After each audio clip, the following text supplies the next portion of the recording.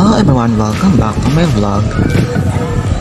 Nga pala, ang laki ng jackpot ngayon sa loto. Nakataya na ba kayo? Grabe, ang laki ng jackpot today. On the way na nga si Michelle Arceo sa bansang Bolivia to compete for Reina Hispano-Americana 2023. Bigla naman naglabas ng pre-arrival hot pics ang isang pageant page sa Instagram, ang Crown Talk.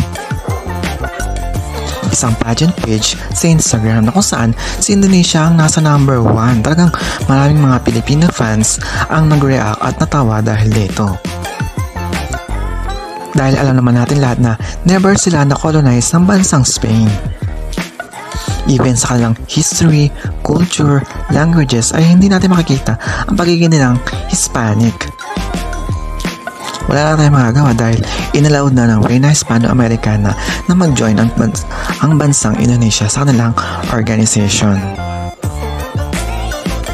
I believe ginawa ito ng kanilang organization para mag-boost ang kanilang pageant at dumami ang kanilang mga engagement.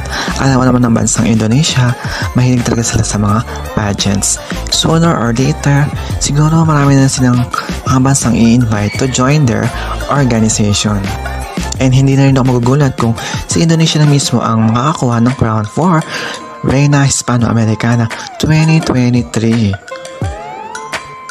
Kaya ba, anong comment nyo sa pagsali ng bansang Indonesia sa Reina Hispano-Americana? Comment down below.